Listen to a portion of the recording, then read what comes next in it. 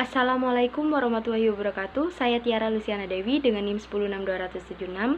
Kali ini saya akan menjelaskan tentang gigi insisif sentral rahang bawah, gigi insisif lateral rahang bawah, lalu kaninus rahang bawah. Pertama-tama saya akan menjelaskan tentang gigi insisif sentral rahang bawah. Untuk pada pandangan labial,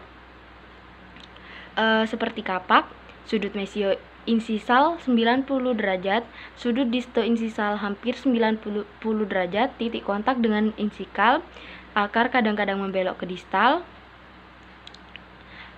Lalu sisi mesial, distal lurus, hampir sejajar, kemudian mengecil membentuk cervical line yang melengkung ke arah apex.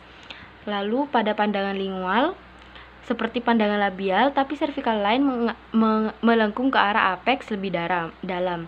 Lalu cingulum, fossa, dan ridge tidak begitu jelas, hampir rata.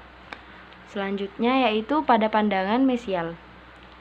Pada pandangan mesial ini, permukaan labial cembung dari cervical line sampai kurang lebih 1/3 cervix, kemudian lurus ke arah insikal.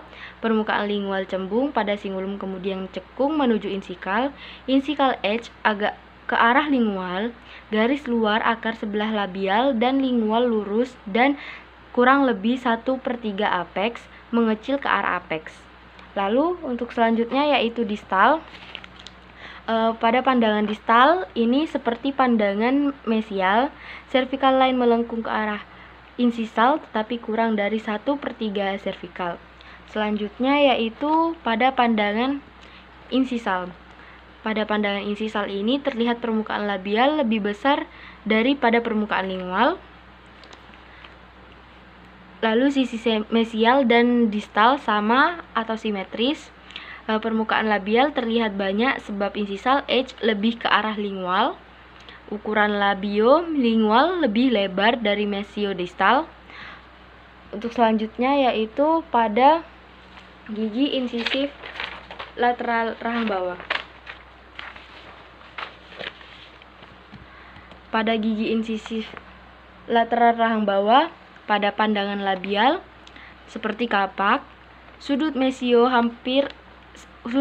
insisal hampir 90 derajat, sudut disto insisal agak bulat, garis insisal turun dari mesial ke distal, lalu terlihat seperti U kalau insisfus 1 bawah seperti V, lalu cervical line melengkung ke arah apex. Untuk selanjutnya yaitu pada pandangan lingual, seperti pandangan labial tapi terdapat fossa dan cingulum, cervical line melengkung ke arah apex. Selanjutnya pada pandangan mesial. Pada pandangan mesial ini permukaan labial cembung sedikit pada kurang lebih 1/3 cervical kemudian lurus. Permukaan lingual terdapat cingulum, cervical line melengkung ke arah insisal.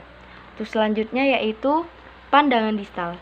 Seperti pandangan mesial tapi cervical line tidak terlalu dalam. Lalu pandangan insisal.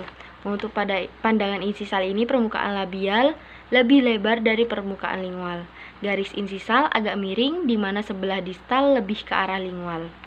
Dan yang terakhir yaitu gigi kaninus rahang bawah.